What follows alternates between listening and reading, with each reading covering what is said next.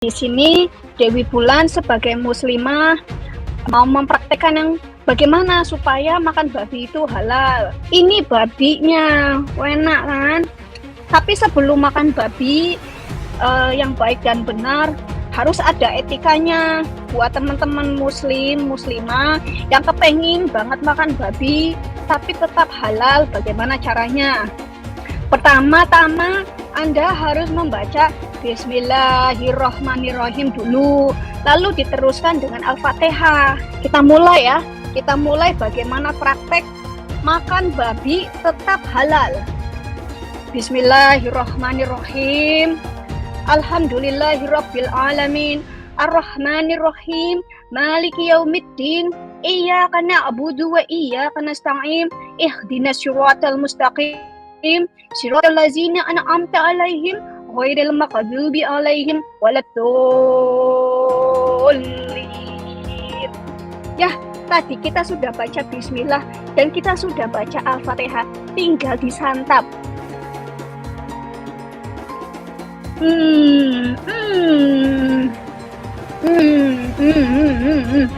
Enak banget.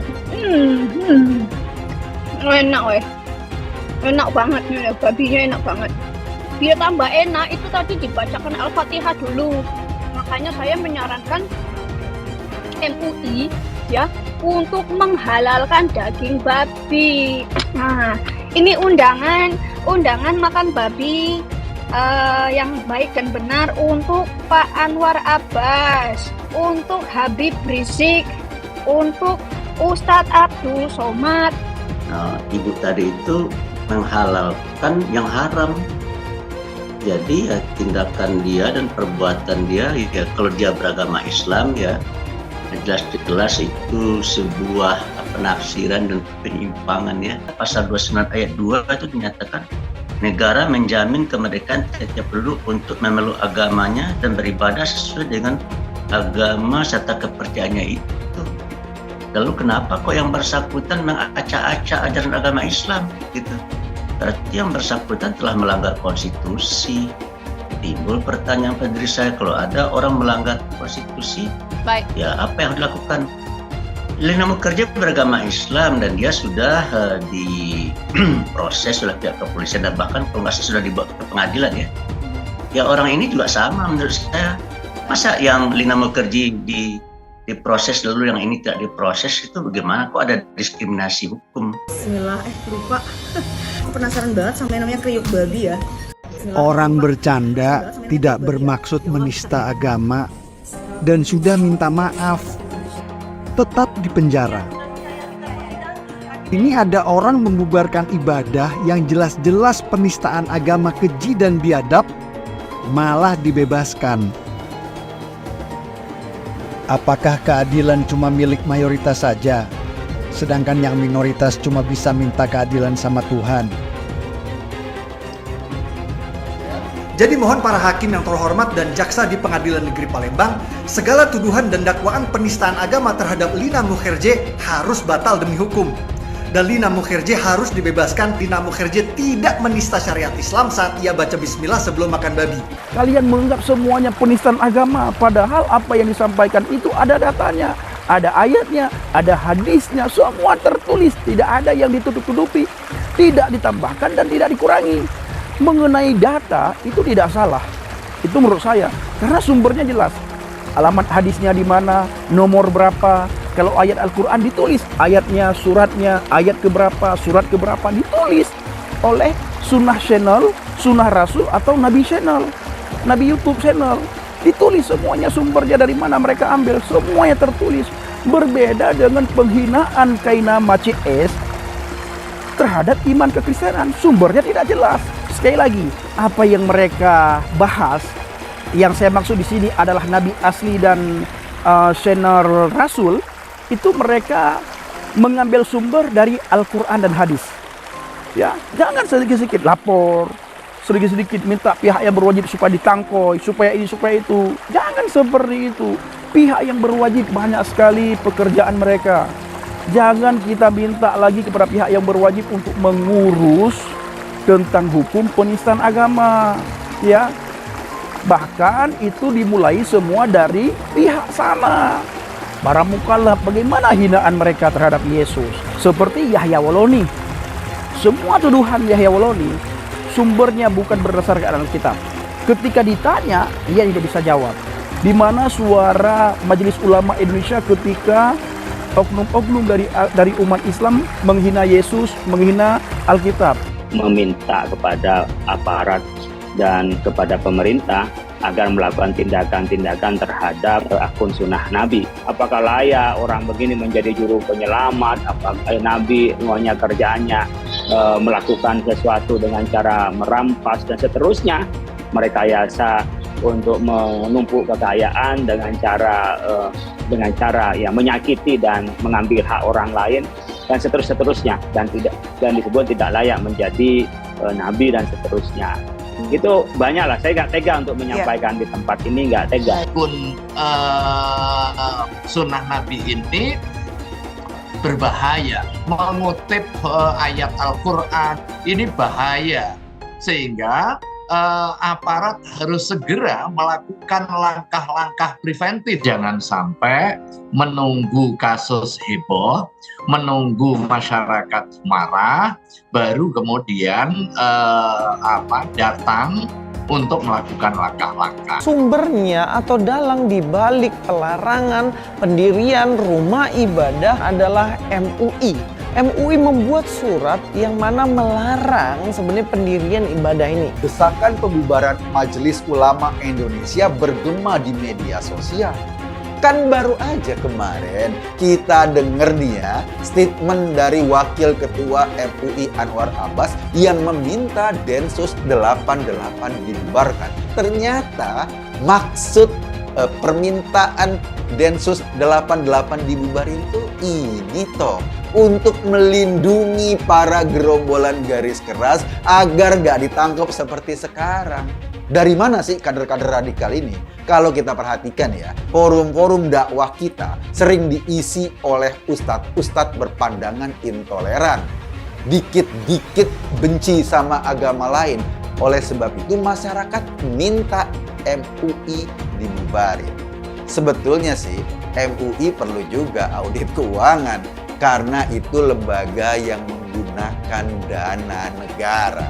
Jangan sampai organisasi yang dibiayai dari uang pajak kita, dari APBN, menjadi inang baru tempat bergabungnya para gerombolan pengasong agama. Jadi jangan kaget jika desakan agar MUI dibubarkan langsung digemakan netizen. Saya minta kepada ustadz-ustadz seperti Abdul Somad, tolong hentikan membuat fatwa-fatwa yang justru memancing orang untuk ingin membinasakan orang lain. Anda kalau memang betul-betul menjadi ustadz, ajarkan kesejukan kepada umat. Jangan giring umat kepada aksi-aksi untuk melakukan kekerasan atas nama agama. Saya minta hentikan semua ini sebelum Anda sendiri kemudian menyesal karena Islam ini akan terpuruk karena fatwa-fatwa yang Anda keluarkan itu. Mohon hentikan itu kalau Anda memang mengaku sebagai seorang pendakwah Islam.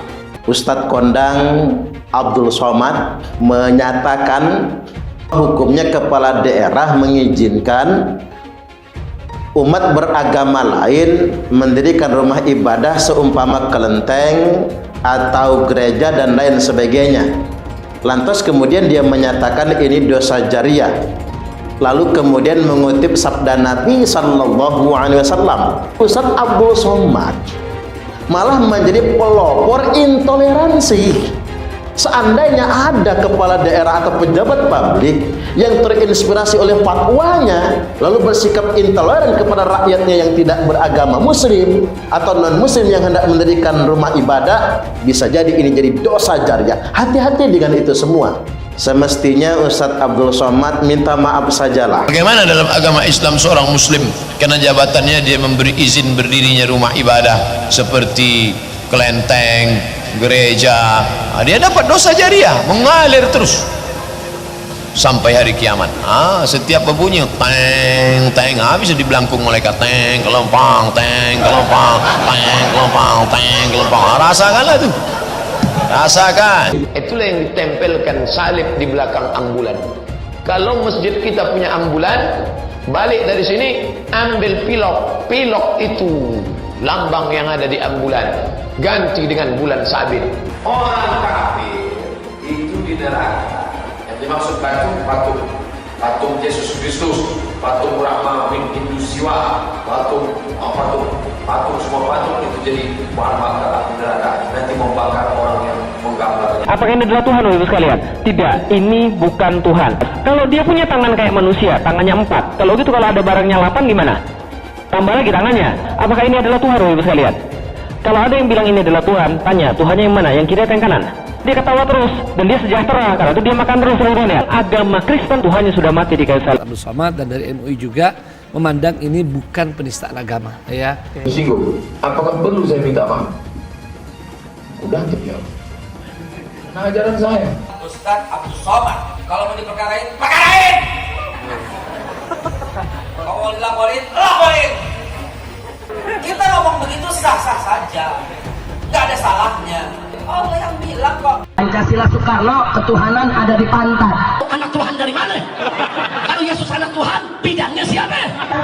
Besok di seluruh wilayah Indonesia kami katakan bahwa Karena di salib itu ada jin kafir. Karena di salib itu ada jin kafir. Karena di salib itu ada jin kafir. Haleluya. Kepalanya ke kiri apa ke kanan? Kepalanya ke kiri apa ke kanan? Tetap percaya salib itu lambang mulia, bukan jin. Kok ketawa? Aku nggak nyindir siapa-siapa. Apakah penceramah-penceramah seperti Abdul Somad menjadi rujukan umat mayoritas untuk melarang umat minoritas untuk beribadah?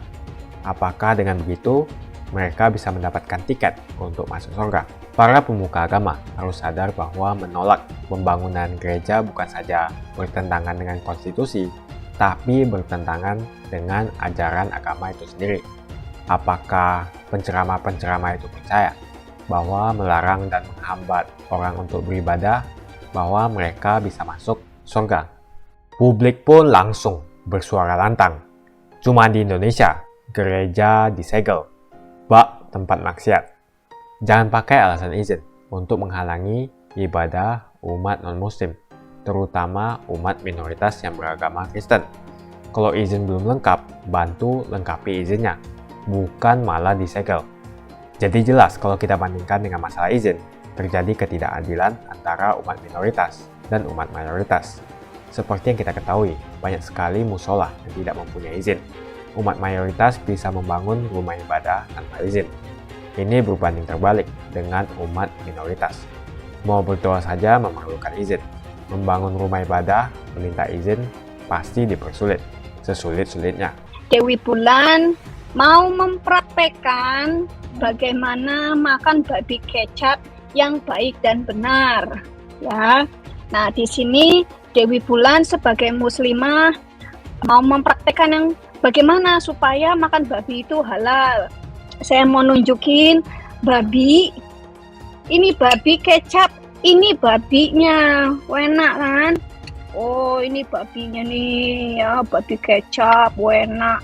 Nah, ini pakai mie goreng tadi, baru masak mie goreng. Mie gorengnya mie goreng ini Indomie. Di sini banyak Indomie mie goreng. Tapi sebelum makan babi yang baik dan benar, harus ada etikanya. Buat teman-teman muslim, muslimah yang kepengin banget makan babi tapi tetap halal, bagaimana caranya? Ya, kan kalau makan babi saja katanya di Quran atau di hadis itu kan haram. Nah, bagaimana caranya tidak kepepet tapi tetap halal? Lah kan kalau di hadis bilangnya kalau makan babi boleh asal kepepet, ya makannya di pojokan gitu kan kepepet ya. Kalau makan di pojokan itu kepepet, nggak apa-apa. Tapi kalau lagi nggak kepepet dan tetap halal, tidak haram, bagaimana caranya? Pertama-tama Anda harus membaca Bismillahirrohmanirrohim dulu, lalu diteruskan dengan Al-Fatihah, ya. Oh, jangan lupa kalau mau makan babi pakai kerudung dulu ya. Jangan lupa itu. Nah, ini undangan makan babi yang baik dan benar untuk Pak Ma'ruf Amin, untuk Pak Anwar Abbas, untuk Napoleon Bonaparte, untuk Habib Rizik, untuk Ustadz Abdul Somad, untuk Ustadz Adi Hidayah, dan teman-teman yang belum pernah merasakan makan babi yang enak.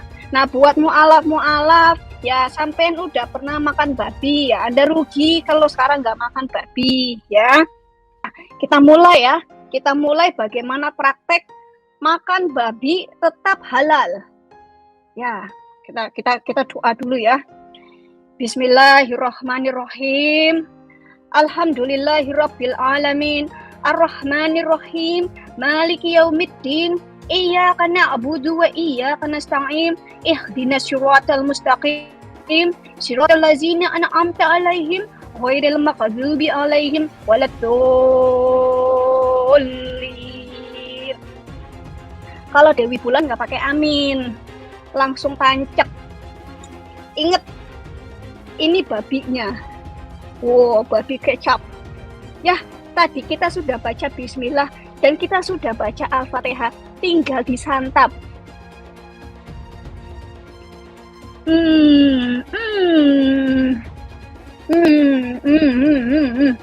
Banyak banget.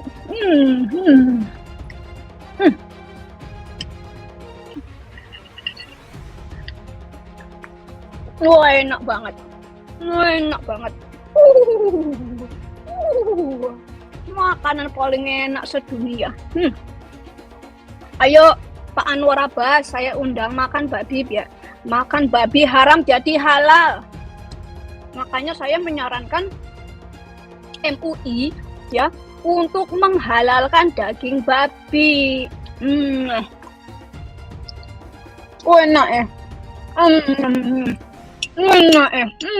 Nyam nyam nyam nyam. Enak ya. Enak banget nih, babinya enak banget.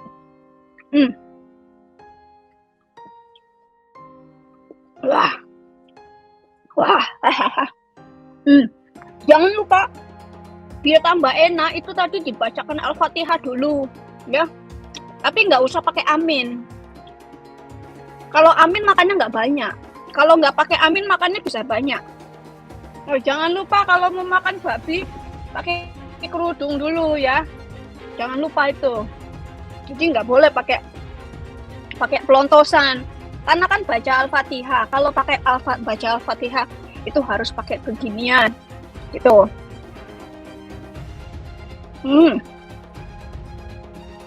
Wah, mantap. Kita baca Al-Fatihah lagi biar makin enak ya.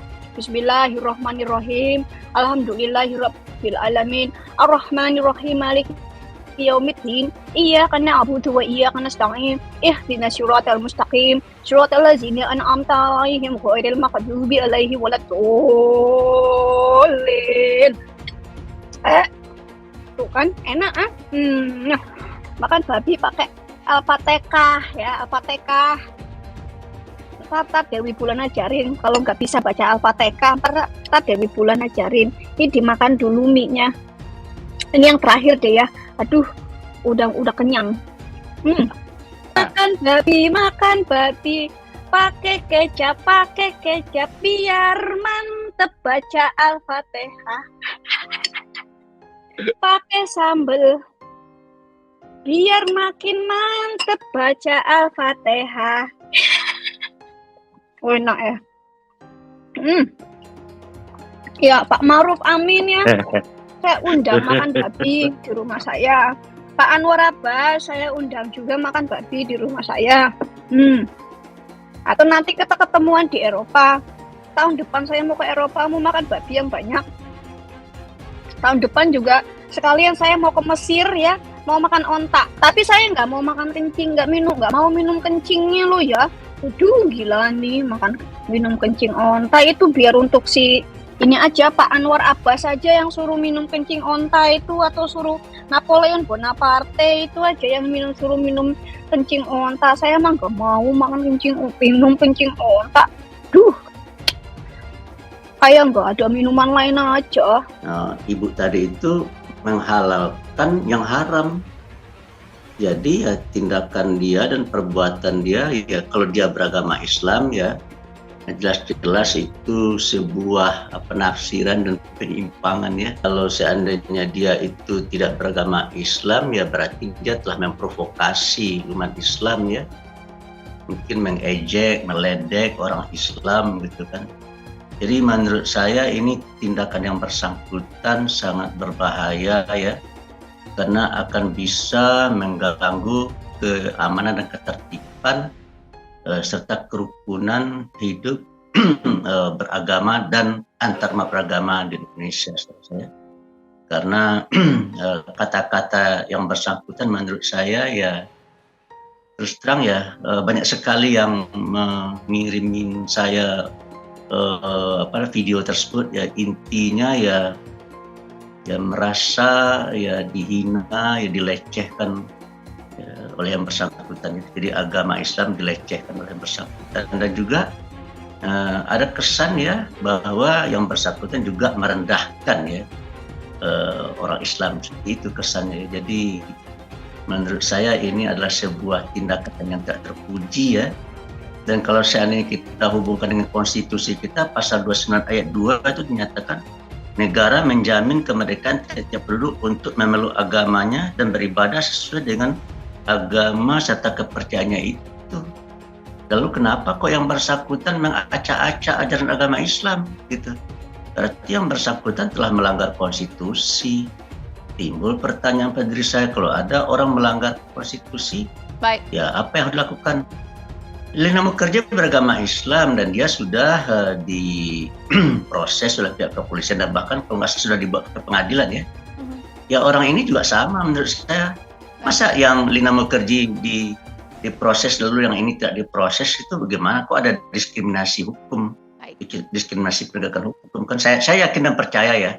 Polisi akan bertindak.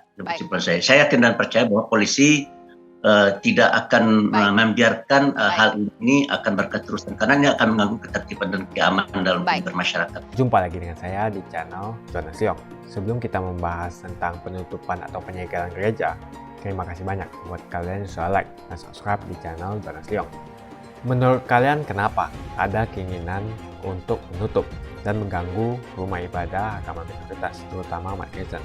Apa alasannya? Apakah penceramah-penceramah seperti Abdul Somad menjadikan rujukan umat mayoritas untuk melarang umat minoritas untuk beribadah dan melarang untuk mendirikan rumah ibadah seperti gereja? Apakah dengan begitu mereka bisa dapat tiket untuk masuk surga? Tuliskan pendapatmu. Baru-baru ini terjadi penyegelan gereja. Publik pun langsung bersuara lantang. Cuma di Indonesia, gereja disegel, bak tempat maksiat. Diketahui bahwa gereja tersebut disegel dan tidak boleh digunakan lantaran tidak memiliki surat izin dari RT dan RW setempat. Menurut publik, Presiden Jokowi sudah menyampaikan jika hak beribadah umat beragama dilindungi oleh konstitusi.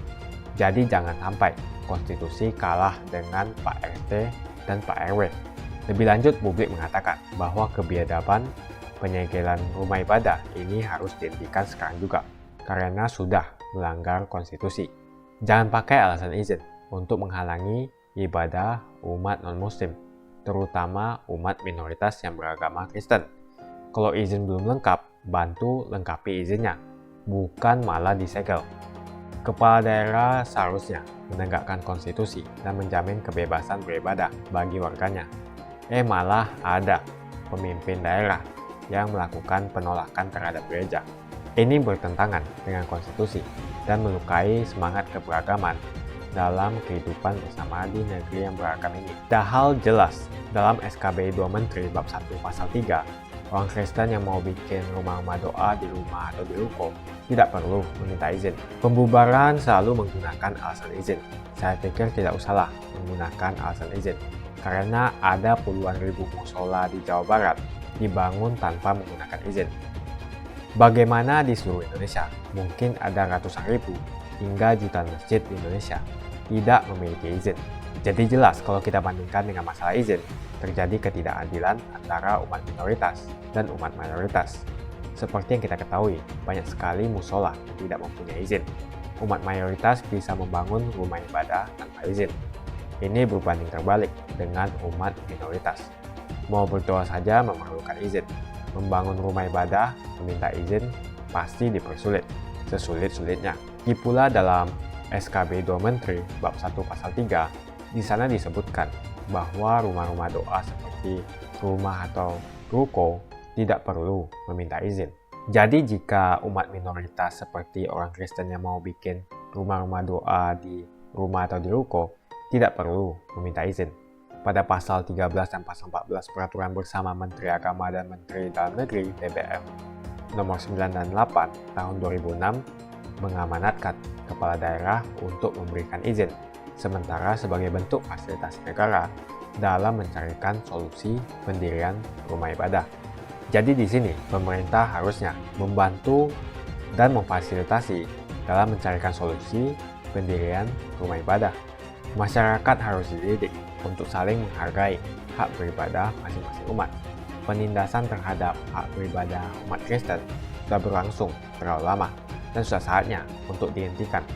Pemerintah pusat harus bertindak cepat sebelum semuanya terlambat. Para pemuka agama harus sadar bahwa menolak pembangunan gereja bukan saja bertentangan dengan konstitusi, tapi bertentangan dengan ajaran agama itu sendiri. Apakah penceramah-penceramah itu percaya bahwa melarang dan menghambat orang untuk beribadah, bahwa mereka bisa masuk surga? Menurut kalian, kenapa ada keinginan untuk menutup dan ganggu rumah ibadah agama minoritas, terutama umat Kristen? Apa alasannya dan kenapa ini semua terjadi? Apakah penceramah-penceramah seperti Abdul Somad menjadi rujukan umat mayoritas untuk melarang umat minoritas untuk beribadah? Apakah dengan begitu mereka bisa mendapatkan tiket untuk masuk surga?